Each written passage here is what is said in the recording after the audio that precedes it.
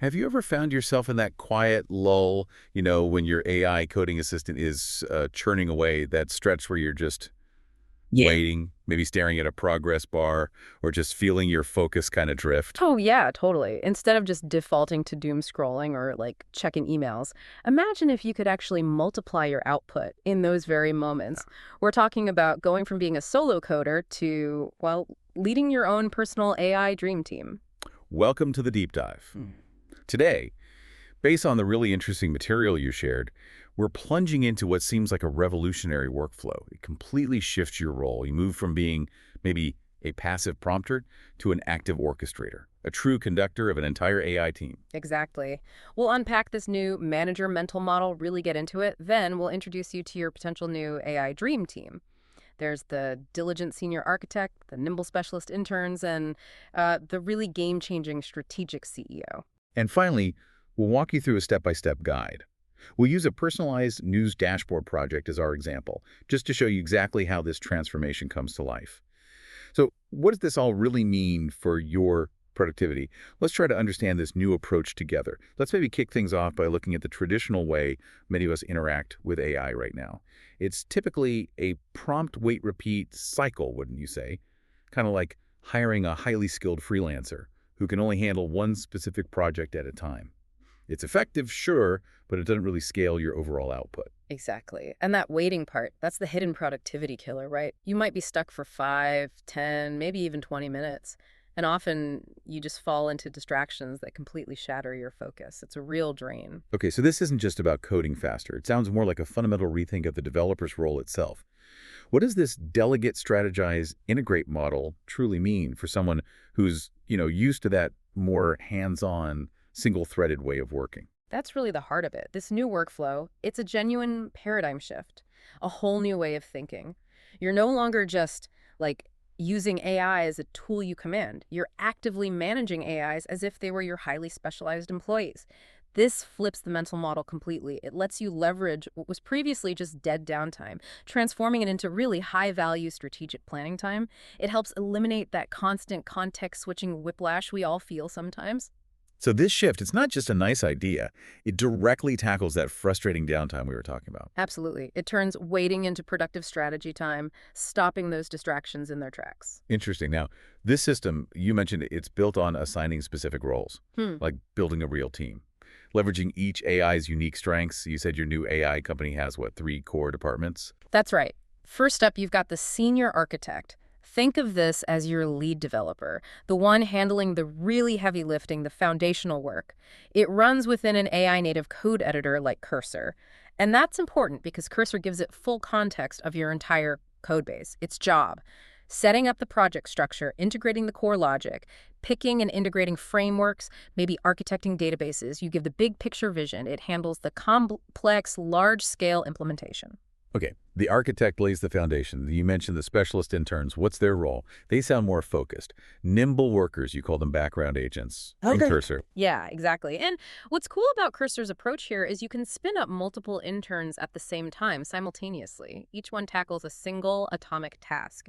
And by atomic, we just mean a small, self-contained job, something that doesn't need a ton of external info or broad context to get done. So, like, while your architect is building the skyscraper's mainframe, your interns are working in parallel on individual floors, maybe installing wiring, designing one specific UI element, or running some QA checks. They really work side by side. Parallel processing, Oh, okay? And the third role, the strategic CEO. This one sounds different, not a coder. right. This is maybe the most transformative role and honestly often the most overlooked.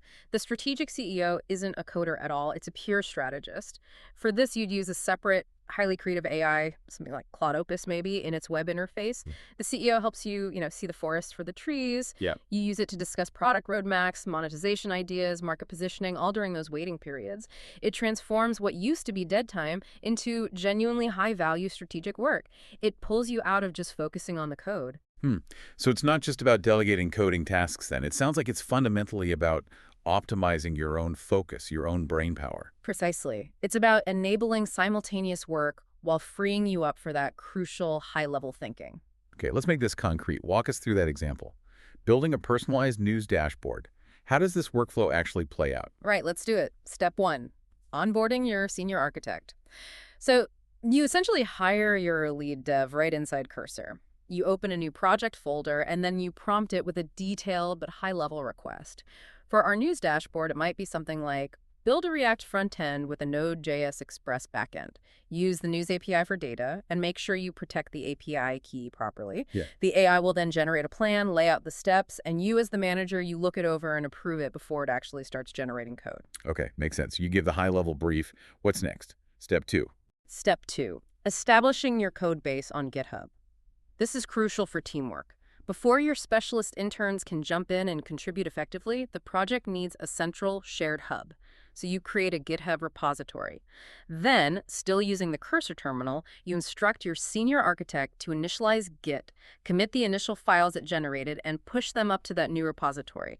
This basically sets up the collaborative environment for everyone, AI and human. Got it. GitHub as the central point. And here's where the parallel magic really kicks in. Step 3, deploying your intern task force. While your senior architect is busy building out the core application structure, maybe setting up the server, you create multiple new AI agents. These are your interns right in the cursor sidebar. Ah, so you don't wait for the architect to finish. You start the interns right away. Yeah. Exactly. For our news dashboard project, you could say hire 4 interns simultaneously. Maybe one is focused only on implementing a light-dark theme toggle, making sure the UI looks great. Another could be building a real-time search bar, handling the tricky parts like debouncing and API calls efficiently. A third intern, maybe writing solid unit tests for a really critical component like the article card using Jest and React testing library. And maybe a fourth is just adding clear JS.comments to your backend server code, improving maintainability. These 4 interns work at the same time, totally independently. You've just quadrupled your immediate coding output right there. Wow, okay, so GitHub isn't just for saving your work, it's actually the key enabler for this parallel development. Yeah, exactly. It provides that shared code base, that single source of truth for all the AI agents to work from. Now, this is often where people stop, they get to step 3, they've got code generating, and then they kind of fall back into that old habit of just waiting, maybe browsing Twitter. But the true master stroke, the thing that really makes the system shine, is step 4, appointing your AI chief executive officer. Right, bringing in the strategist. So how does that work? You just open a new browser tab, go to Claude.ai or whichever high-level conversational AI you prefer. You start a new chat, but with a strategic prompt. Something like, okay, you are the CEO of this personalized news dashboard venture. Your role is to give me high-level strategic guidance, challenge my assumptions, help me shape the product vision. This primes the AI for conceptual thinking, taking it out of the coding weeds completely. So you're setting a different context for this AI. Precisely. Now, for step 5, the strategic offsite. This is what you do during that downtime. Instead of aimlessly scrolling or checking Slack while your architect or interns are working, you switch over to your CEO tab for a dedicated business meeting. You might spend this time fleshing out the product roadmap for, say, version 1.0, discussing features like advanced personalization, maybe social sharing, integrating different news sources perhaps. Or you could dive into the business side, like monetization. Totally. You could develop a monetization strategy. Maybe brainstorm a freemium model with a pro tier that offers advanced analytics or an ad-free experience. Or you could work on defining your unique market positioning. How do you stand out? Maybe frame it as the intelligent news assistant for busy professionals to differentiate from, all the other news apps out there. Okay, and this leads to the feedback loop you mentioned.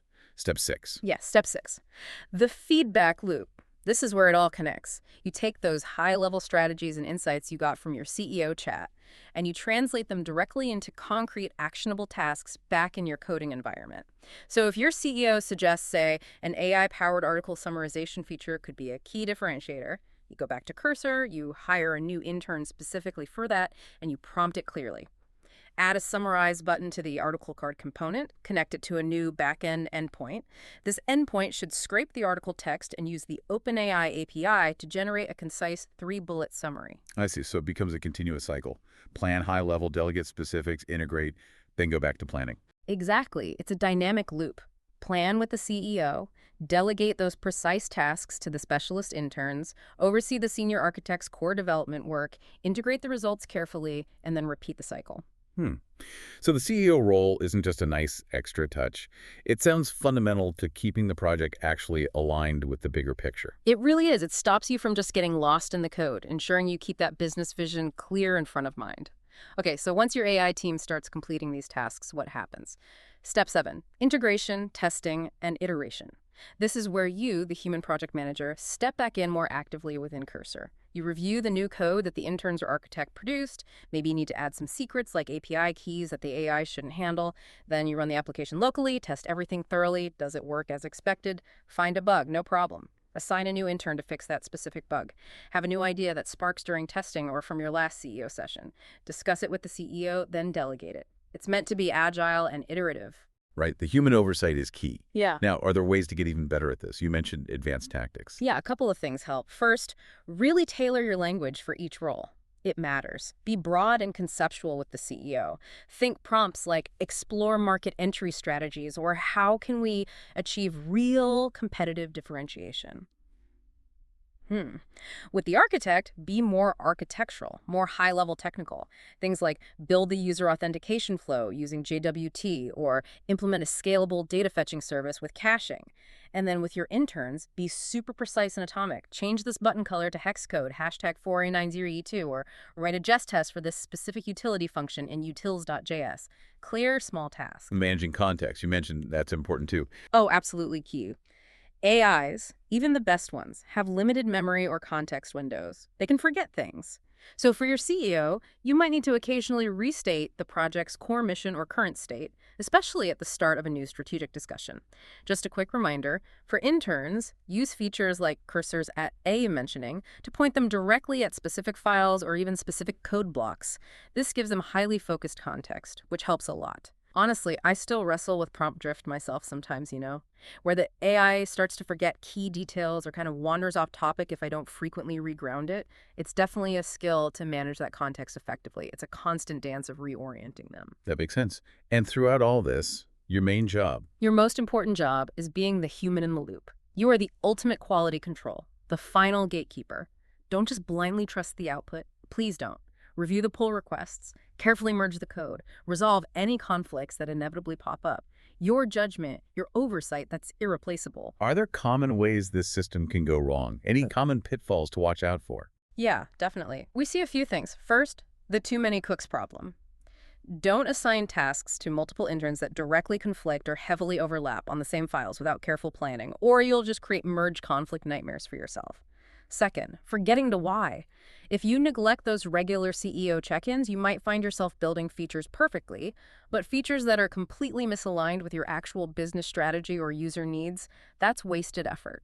And finally, ignoring security. This is huge. Always have maybe a dedicated security intern task run periodically, or just make security review part of your own process. Check for common vulnerabilities like XSS, CSRF, things like that. Don't assume the AI wrote secure code. But you said the single most common failure point, Okay. the one people really need to avoid. Yeah, the biggest one, and maybe the most vital to get right, is skipping the CEO step. Developers were often eager to just jump into the code, right? So they'll set up their architect, deploy their interns, and then during those waiting periods, they just revert to passive browsing or checking emails. But those strategic CEO conversations, that's what truly elevates this whole thing. It moves it from just being a clever coding trick to a powerful business building strategy. You really have to consciously force yourself, at first maybe, to engage with that higher level strategic thinking. Don't skip it. Okay, so if there's one big misstep people tend to make when trying this out. Yeah, it's often skipping those crucial strategic CEO conversations. They miss out on the biggest leverage point, mid-roll sponsor red. So the bottom line here feels pretty profound. This workflow, it isn't just about getting code written a bit faster. It seems like it's about a fundamentally new way of creating, of building things. It empowers a single person, potentially, to achieve the output and the strategic breadth you'd normally associate with a small, coordinated team. Absolutely. That mental shift from just being a prompter to becoming a true orchestrator, that is the absolute key. You're no longer just asking an AI, hey, write this code for me. You're conceptually managing a company. You're setting a vision, directing a distributed AI workforce, your workforce, to bring that vision into reality. And that time you used to lose just waiting. It gets transformed into your most valuable asset. Time for high-level strategy, for deep creativity, for impactful business planning. That's quite a shift. Whoa. Yeah. And imagine scaling this further, not just for interns, but potentially, I don't know, dozens, hundreds of queries running across multiple specialized AI agents all at once. The sheer potential here for individual productivity, for innovation, it's truly mind-blowing when you think about it. So the message is your AI team is essentially ready to be hired right now. The tools we talked about, things like Cursor, Claude.ai, they're accessible. Yep. Your next project, whatever it might be, is honestly the perfect training ground. Just take the leap. Set up your senior architect, hire your specialist interns, and crucially, make time to consult with your strategic CEO. You might just discover a completely new echelon of productivity and maybe creative freedom. Because honestly, once you've truly managed your own little AI company, I think you'll find it hard to go back to being just a solo act. Well, we hope this deep dive has given you a fresh, actionable perspective on AI-driven development and maybe inspired you to rethink your own workflow a little. Until next time, keep exploring. Stay curious. Out Show Music.